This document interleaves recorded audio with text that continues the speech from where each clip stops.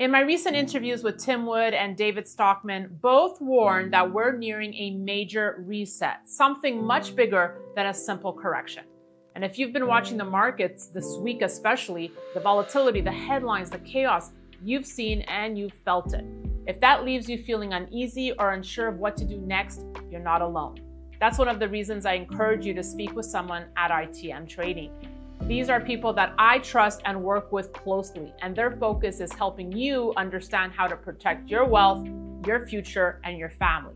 So even with gold recently making all-time highs, now may still be one of the smartest times to add it to your portfolio. So call them because they'll walk you through how gold and silver can act as insurance policies during these uncertain times and help you build a strategy that fits your goals. You don't have to know all the right questions. You just have to take that first step. So call us or click on the link below or just scan the QR code to schedule that call today. For Trump to have and knows he's going to get a recession under his watch, he doesn't want that being part of his legacy. There's got to be the light at the end of the tunnel. Hope is not a strategy, Daniela. Trump has basically said, I'm changing the rules, but he won't tell people what the rules are. The rules change when he wakes up. I think I've heard of worse things. I mentioned Elon Musk calling trade advisor Peter Navarro, dumber than a sack of bricks. They're not on the same page here. I said 8 years ago that Peter Navarro was the most dangerous economist in the country. A tariff on energy is a stupid idea. Could you see China saying, we're going to dump our treasuries and we're going to dump our US dollars? Who cares? I mean, seriously, who are they going to dump their treasuries to? This is the exorbitant privilege of being the world's reserve currency.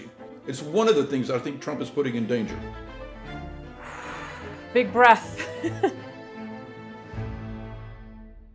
China saying it will fight to the end in a tariff war with President Donald Trump. Elon Musk calls trade advisor Peter Navarro dumber than a sack of bricks. And Vanguard advising clients to stay the course and to resist the urge to deviate from their financial plan as markets are falling sharply here. How's that for a sentiment check, folks? Joining me today to digest all of this and more, John Mauldin. He publishes thoughts from the front line through Mauldin Economics and is a New York Times bestselling author. Please welcome to the program the brilliant John Mauldin. How's that for an intro, John? That was a great intro. Thank you very much, Danielle. It's 25 years I've been writing, and just, I think we first met when you were like 14 years old working That's at Kitco. Right. 12. Okay. 12. Actually, okay. John, do you remember it was in Iceland? we were invited on this. Yes. What a trip that was. What a trip, right? Yeah. What a trip. So that was the last time we saw each other. And how much has the world changed? If I had told you back then, whenever that was, 10 years ago, that all this would unfold, would you have ever believed me? Maybe. And the reason I say maybe is that in 1994, Neil Howe, my close friend Neil Howe, and Richard Strauss wrote a book called Generation. And in 1997, they wrote a book called The Fourth Turning, and where they described for 400 years of Anglo-Saxon history, here's how we repeat ourselves every 80 years in generational cycles.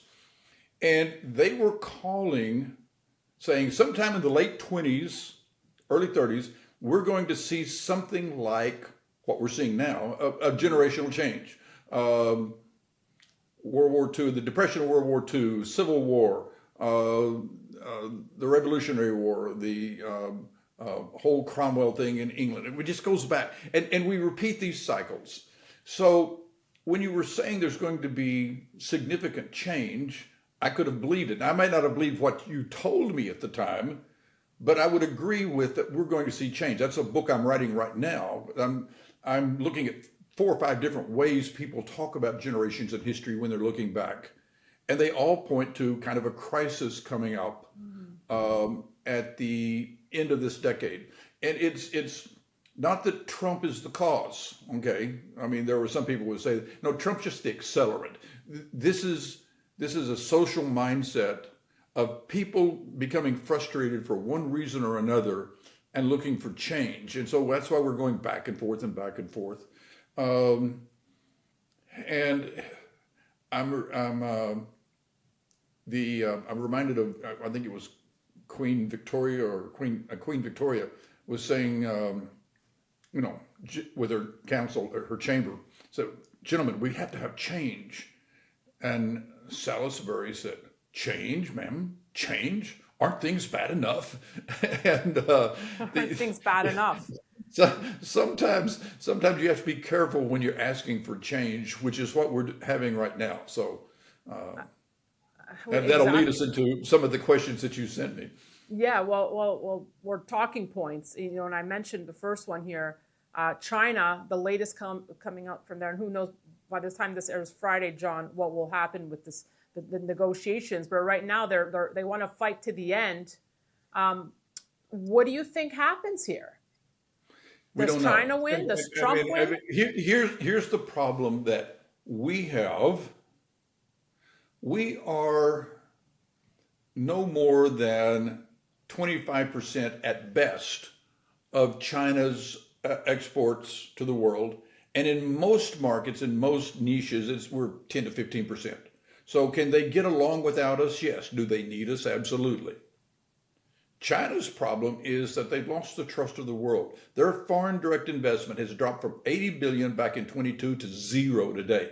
The world has just said, nope, we can't invest in China. And in fact, we want to try to get as much money out as we can, and the Chinese people are trying to get money out. The government has lost their trust, and they've got a housing market that's collapsing. Consumer spending is not rising. In fact, the savings is going up because the average Chinese, at least if you're looking at their behavior, is just as concerned as we are. Now, they may be very pro-China, just like we're very pro-US, but their behavior says we're concerned about the future. And I think for everybody in the world, that's the correct position right now. But going back, everybody, and I've lived a few years now, we're always concerned about the future. There's never been a time in history where everybody says everything's going to be perfect in the future. So here we are. Let me ask you this. Let's play out this scenario. Could you see China saying, okay, US, we're going to dump our treasuries and we're going to dump our US dollars? Then what? Who cares? I mean, seriously, who are they going to dump their treasuries to? They're going to sell it to somebody. We're not buying them. So is Russia going to buy them? Japan's? Somebody in the world has to buy those treasuries. This is the exorbitant privilege of being the world's reserve currency. And it's the one thing that I think it's one of the things I think Trump is putting in danger. We have the exorbitant privilege of getting stuff from the rest of the world. Nike shoes, t-shirts, chips, whatever. And they take our dollars. I mean, Trump says we don't export anything. Yes, we do. We export dollars. Now, we also export more than we ever have. We manufacture more than we ever have. But we export dollars, and they get those dollars, and they've got to do something with them. Typically, they ended up at a central bank, and the central bank ends up buying treasuries. But a lot of times it ends up in people's hands. They say, we want to buy your stocks. Part of the reason, 19%, at the beginning of this year, 19% of our stock market was owned by foreigners. You think they're not pulling their money out? That's part of the reason we're having the crash, because they're losing confidence. They're not certain of what's going to happen. And if you're an investor and you're facing uncertainty, what you do, you pull back, you stop, maybe you move. There are other places that look less uncertain. And so I'm not worried about China saying, we're going to dump your dollars. To who? Okay, well, let me ask you this. Could they be like, forget the dollars? Well, we'll sell it for gold. Well, they could put it in gold, sure. And China's buying gold. But who's going to sell them that gold? I mean, those dollars still have to go somewhere. They still have to buy. I mean, say they go to London or Switzerland, they buy gold. Those dollars are London and Switzerland's problem. They're not coming back to the U.S. Nobody's selling gold here. We're seeing internal conflicts brewing now. I mentioned Elon Musk calling trade advisor Peter Navarro, dumber than a sack of bricks. So they're not on the same page here. I mean, I said 8 years ago that Peter Navarro was the most dangerous economist in the country. I think I said something like, which I repeated this week, Peter Navarro has the economic understanding that God gave a goose. So I So would much for agree that with Elon PhD. Musk. So much for that PhD from Harvard. Somebody on Twitter wrote that, do you think Musk, has better understanding than Navarro? And somebody answered, well, my friend David Bonson answered, well, Musk is, greater than Navarro, but a baked potato is greater than Navarro. Navarro sees things in this trade world that just aren't real. I mean, he thinks that Vietnam is taking advantage of us because they sell us Nikes and T-shirts and other stuff, and we buy like 130 billion or so from Vietnam. They only buy 13 billion of our stuff. Well, they're only making an average of $4,000 a person. They can't buy a lot of our stuff. I mean, that's not the deal. The deal is we get cheap labor there, and we need that because we don't want people in sweatshops. Like when I was growing up, there were 340,000 people in the garment district in sweatshops in New York making all sorts of clothes, and those were not fun places to work. We have to bring people in from Latin America, Mexico a lot, to harvest our food, and we give them temporary visas. We do it every year because people don't want to go harvest food. I've actually worked in hay fields growing up. That's hard, hot, sweaty work. We're trying to, as the U.S., we're trying to move up the food chain, just like Singapore did. Lee Kuan Yew, they started out manufacturing labor markets in the 60s. I mean, just making T-shirts, okay, and things. And they moved up the chain. And now you go to Singapore, and they are the highest tech manufacturing. They're the highest tech services.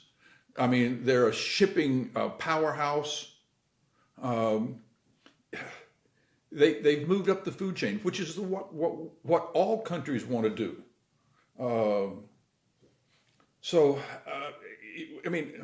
We're putting a tariff of, I think it was 40% or something like that on Lesotho, little African country. Yeah. Been there.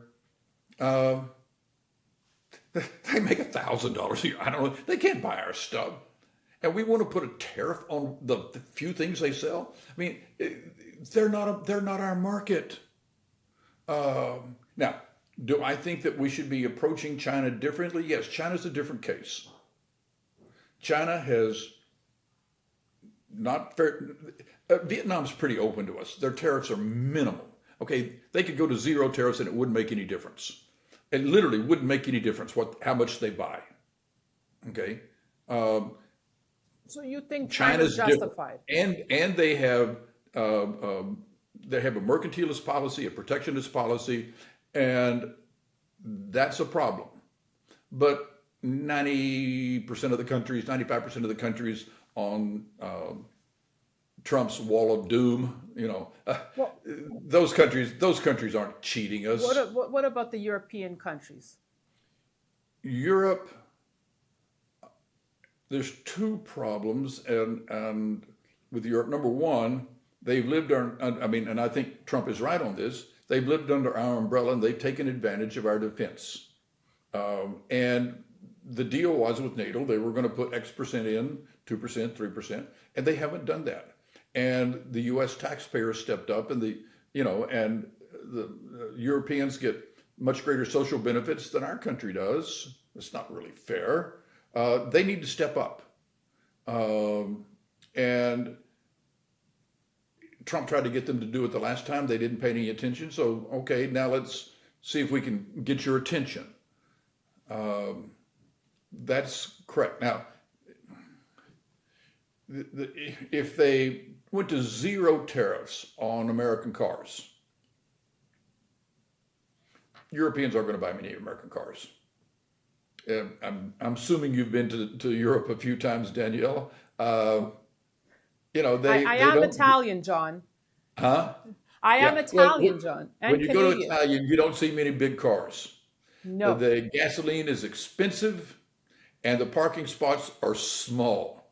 I mean, we don't make cars in general for Europeans. We make them for American markets and bigger markets. We could sell some, and yes, we'd sell more. There are places that people want Suburbans and Escalades and so forth. But I would prefer them to open up their agriculture market, just like I would like Japan to open up their rice market. I mean, I'm pretty much a free trade. I don't want governments telling people what you can do and how to run your businesses, whether it's a Democrat government or a Republican government. You just get out of the way. Businesses can figure out how to do what they can do. One more point, John. You mentioned defense and how Europe has taken advantage of the U.S. And in fact, we just saw news today, Pentagon pulling out troops from Europe. That's a separate topic. Would you make the same argument against Canada, that Canada has taken advantage of the U.S.? In general, we have the U.S. The USMCA agreement. We should stick by that agreement until it's time to, because that's what we agreed to. It was Trump had negotiated. When it's time to renegotiate, I would like to renegotiate lower tariffs, more free trade. Is that going to hurt some Canadian businesses? Yes. Is it going to hurt some U.S. businesses? Yes. I mean, hey, I get it. Canada can make cheaper lumber than we can. Okay, fine. We can make cheaper dairy products than they can. I mean, and it's going to come down to negotiation. We'll see who wins in the Canadian elections. I have my favorites, of course, but I would like to see more free trade. I think putting a tariff on energy is a stupid idea. I mean, I want to see pipelines crossing the border everywhere. So can I ask who you would like to see? I'm guessing you'd like to see a conservative win in Canada. I would much prefer Poilievre to Carney, absolutely. Well, Carney's a step up from Trudeau. I mean, like a big step up. But they need, I mean, there's a reason that you're getting a separatist movement in Alberta. And I don't think that can ever happen. yeah. But it's an emotional point where the Albertans are really disadvantaged to the rest of Canada because of the taxes, they actually have tariffs and protectionism between their provinces. Can you imagine New York saying to Texas or Florida, well, you can't ship your food or your cattle. We're only going to take, we're only going to take beef from blue states or from states that have this type of income, or vice versa. Texas saying we don't want anything that comes. No. We have. The U.S. is a free trade zone, and that's what made us strong. And Alberta is frustrated because it's not a free trade zone. So. That's a good point, John. I've been saying it. If any silver lining, it's that it's shined the light on Canada's broken policies, and hopefully the country will start waking up. Just before we move on to markets here, overall, do you think that the U.S. will walk away from all these trade negotiations on top? Will the U.S. eventually get what they want and win here?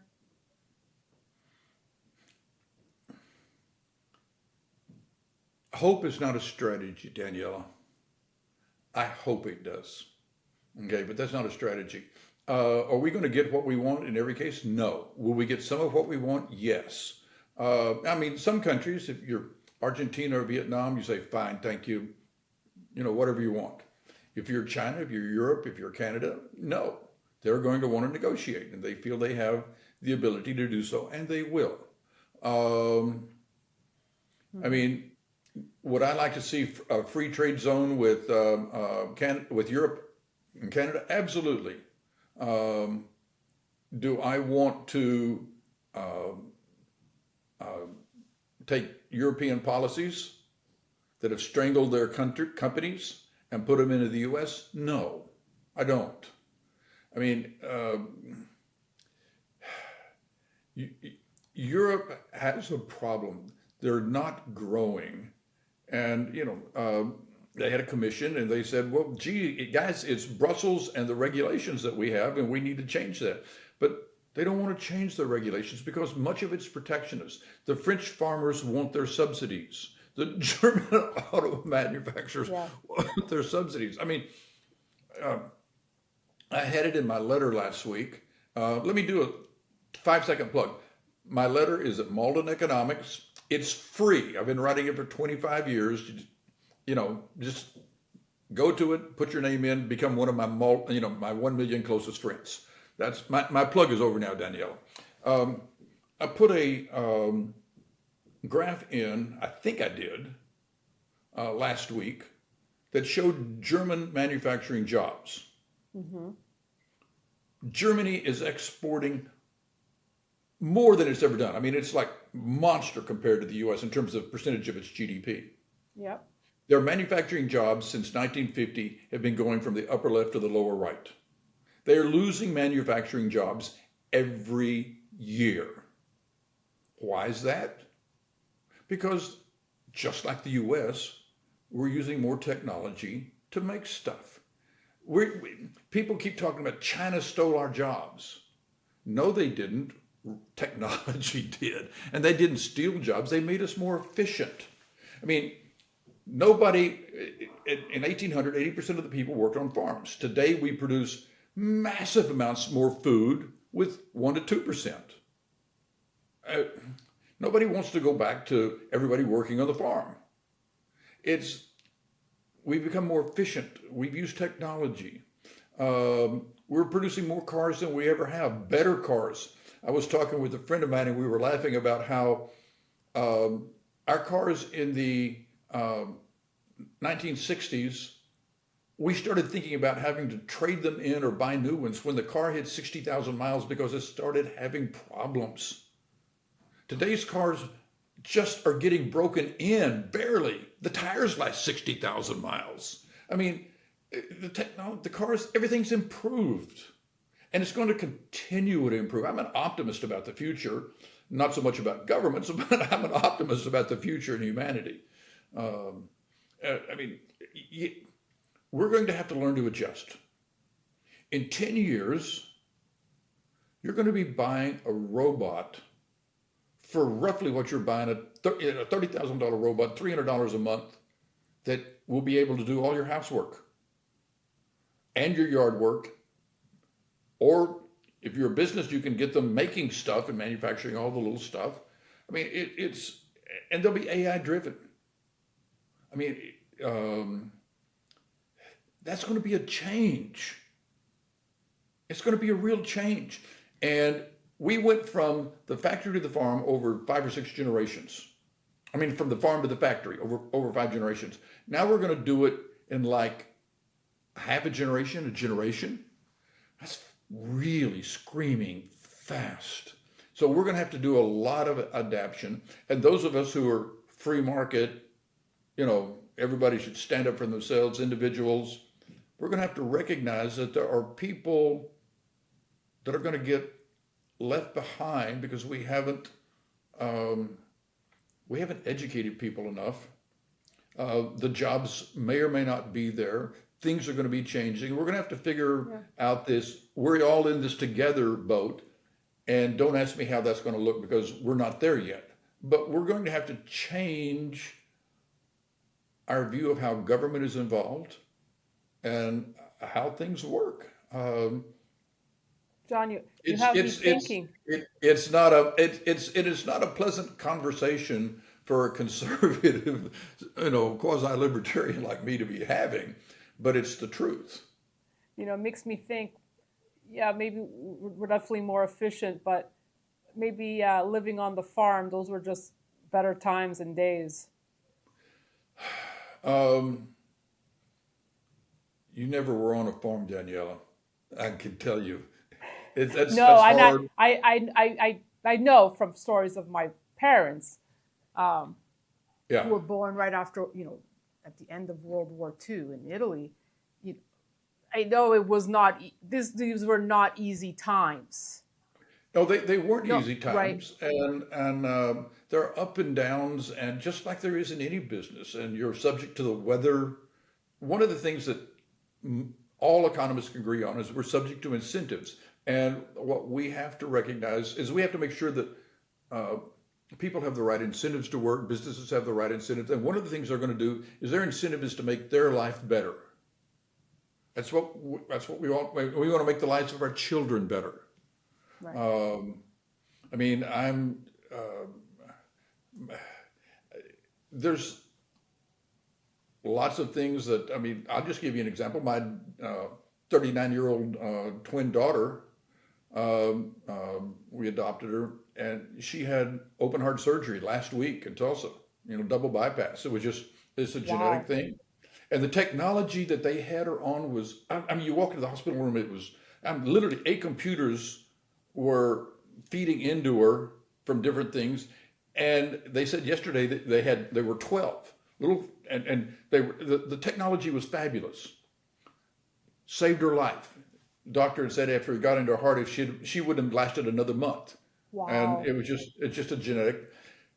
Now, her insurance is irrationally high, and it has a $10,000 deductible and a $10,000 copay, and you know they're working class families. I mean, middle class families, and so you try to figure out how to make life for your Yeah. kids better. That's what we all do. Um, you try to figure out, everybody is trying to make their own way in life. I didn't That's mean to right. get philosophical. You want to talk about markets, so No, no, I think I brought you on that path. But and I'm happy to know that your daughter and she's is doing well. Yes, thank you. fantastic. That's what, at the end of the day, that's all that matters. Um, Wanted to share this email that Vanguard sent its clients, John. It says, we'll fire it up on the screen there. It says, stay the course. We'll be right there with you. Basically saying, with the White House announcements, there's all this volatility. But during uncertain times, folks, resist the urge to deviate from your financial plan. So they're asking clients, begging clients not to take money out of the market. What do you make of that? How's that for a sentiment check? Well, first of all, you have to remember who started Vanguard and why, and they were in the kind of random walk, and so they want you to stay in the markets because over the long term being 20, 30, 40 years, not 2 years or 3 years or 10 years, over the long term, markets have gone up. So stay the course. It's like the whole old George Bush first thing: stay the course, 1,000 points of light. All that line. So that was Vanguard's reason for being. Is je ne sais quoi. I mean, that's just what they did. So that's not anything new for them. I don't follow that approach. I haven't changed any of my portfolio at all. I mean, I'm still doing the same things. Haven't sold anything, if you will. We are shifting some assets from some hedge funds back actually into the market. But that was determined 5-6 months ago. Here's our process. Here's what we're moving to. And for me, it's a bet on the American future. Dividend stocks.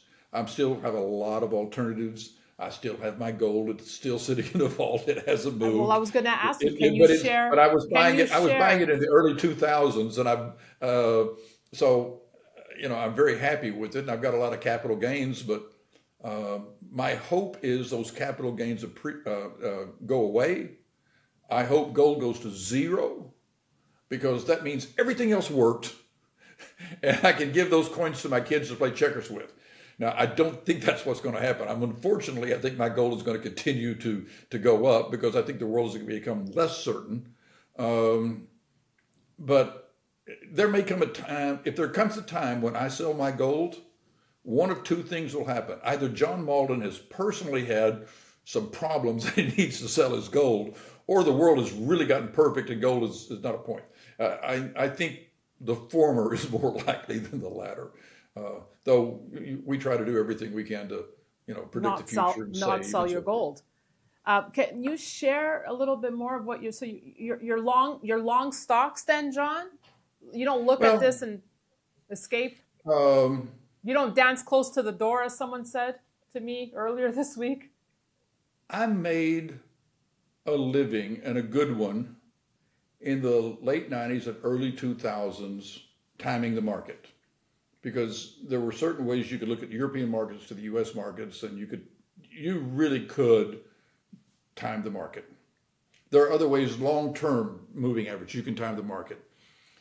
Timing the market has become exquisitely different. And first of all, I don't even think there is such a thing as the market. There are a lot of stocks. I want to be long a lot of stocks. There are some stocks I don't want to be long. There are stocks that I'm holding for the long term. So if you're dancing close to the door, you're not an investor, you're a trader. You should be thinking about, what do I want my portfolio to look like a year from now, 2 years, 5 years from now? Where do I think, in my view, I want to bet on America. I'm Warren Buffett like that. Now, in the short term, is Europe going to outperform, has outperformed in the short term the US? Yes. Could I have made that call in January? No.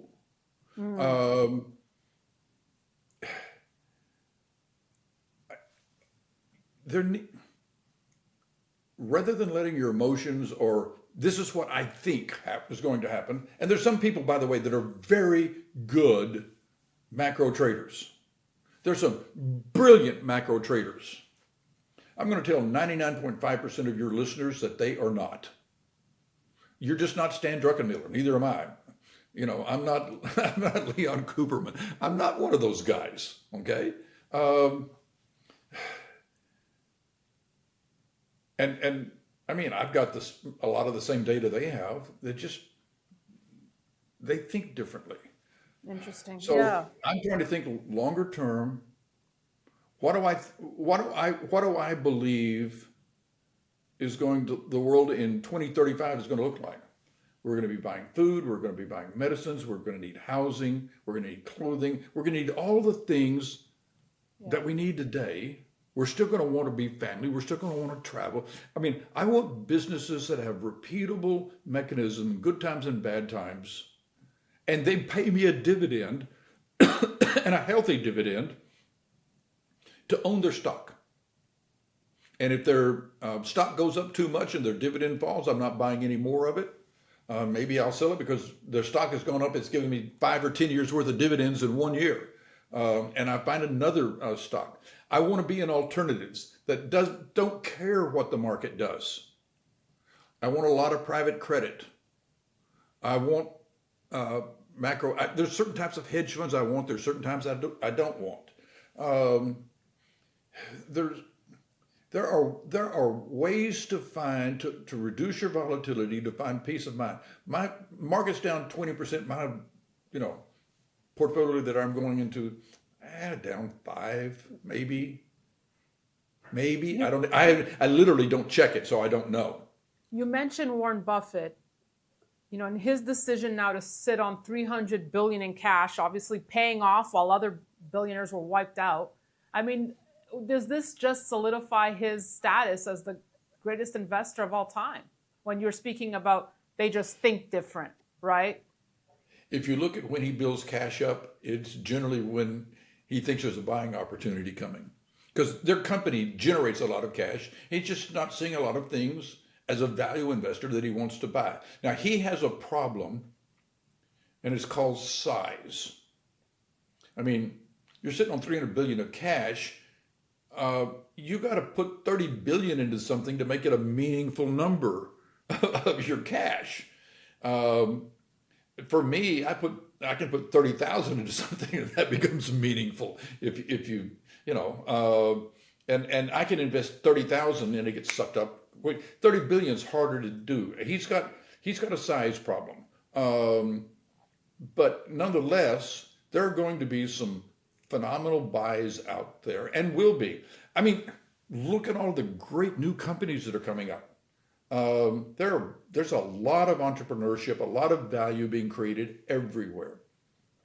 Let's wrap with this, John. I'm just looking at, warning signs you're looking at. I know you recently wrote about junk bond spreads, signaling a worry for you, jumping the most since March of 2020. Any other indicators you think we should be paying attention to? Well,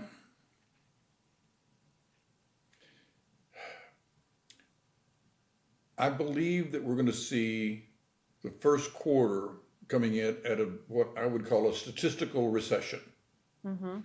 I'm sure you've had other people that you've interviewed talk about the massive amount of gold that's come into the U.S. in the first quarter, people trying to jumpstart, get ahead of the tariffs. It turns out there's probably not going to be tariffs on gold. But imports actually reduce GDP on a statistical basis. And we've had, I don't know, you can probably better than me, my back of the napkin says something like 150 billion of gold came in first quarter. That's enough to move GDP by 1 to 1.25%, maybe 1.5% down. The last time I looked at the Atlanta Fed GDP now, they were talking like a 2.5% GDP, negative GDP for first quarter. But for the first time ever, they put in a dotted line that says, here's what it would be without gold. Because gold has pushed it down so much. It's still in negative territory. It's still around 1% negative GDP. But gold has moved it that much, one trade. And I would just gently suggest to you that people buying gold is not an actual, negative statistical effect. It's just the way we calculate GDP. So I think what Trump is doing and creating certainty, and he's creating a lot of uncertainty, is going to give us a recession this quarter. So we're going to have 2 back-to-back quarters, which is the definition of a recession. It'll be negative, and it'll be the Trump recession. And I've said this with every other recession before, markets go down during a recession. They just do. And so you need to have you need to have had your plan last year, because you should have been planning for a recession. Not that you thought a recession was going to happen, but that one could always happen. So what's my plan? How am I going to go through it? I think we're going to have a recession. What do we know? Markets always come back. Now, they don't come back necessarily fast, but they will come back. And so you need to have a strategy. How are you going to feather back in? If you've been wise enough to have gotten out, how are you going to feather back in? So I would leave that with Yeah. Don't. I've seen, like, in my lifetime, business lifetime, like 8 recessions. I mean, I don't know. They come and go. I lived through 80, 82 as a young businessman. I was borrowing money from the bank at 18% to buy carloads of paper that I was turning around and marking up 22 and 24%. I mean, it was crazy inflationary times. That's just what you did. We get through these things. We always do. That's what free markets do. Now, Trump is upsetting the apple cart. I'm hoping that they're going to get some negotiations and he'll have an off-ramp. Because Trump is never going to say he was wrong. That's just not in his personality. But he will look for an off-ramp. And the more volatile the world gets, the closer that off-ramp he's going to be able to find. He's going to be looking for one. Markets will figure it out. We will figure this out. That's what individuals do. Governments and the Federal Reserve do not get us out of a recession. That drives me nuts when people say, well, the Federal Reserve needs to cut rate to keep us from having a recession, or we're in. No. The Federal Reserve should, in my case, not be setting rates, but that's beside the point. What gets us out of recession is a million businesses saying, well, here's my reality. This is what I'm going to do today. And I've got to, reduce losses and create profits. And it's those people changing their business model, changing their menus, what restaurants or whatever. They change things and they create their own profit. And that, in general, brings the entire country up. Businesses will do well. Adjusting, what you said earlier, what you said at the start, how to adjust. It makes me think, John, for Trump to have and knows he's going to get a recession under his watch, right? And he doesn't want that being part of his legacy, that there's got to be something, there's got to be the light at the end of the tunnel. He has to leave on a high note, is what I think he wants to do and accomplish. Whatever he wants to get done, he needs to get done between now and January of 27, because if we have a recession and if they haven't figured out how to pull this thing back by third quarter, midterms and typically are not good for the party in the White House. Bush was the one exception to that, and that was 9/11. But exactly. We got a margin of 5. He better get it done now. My concern is that the more we tilt into the negative problems, can he get those, or are there going to be some Republicans that are going to say, well, we'll go along with this, extending the 2017 tax cuts, but we're not going to go along with anything else? I think it's absolutely possible. It's going to be tough to get that house of cats to herd in one direction. I think we're going to see more volatility, more uncertainty, Trump has basically said to the world, I'm changing the rules, but he won't tell people what the rules are. The rules change when he wakes up. That's not, businesses need uncertainty. Businesses need certainty. Investors need certainty. If you're a CEO of a company and you're seeing, well, there's going to be 47% tariffs or whatever they are on Vietnam, I can manufacture stuff now because now I can compete. Are you certain about that? No. What if they change? Could it go away?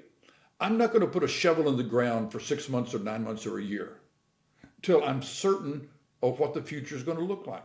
And that lack of certainty, first of all, big major plants take 4 or 5 years. Even small ones take a year or 2 years. And small ones do have a little effect here and a little effect there, but they don't add up quickly.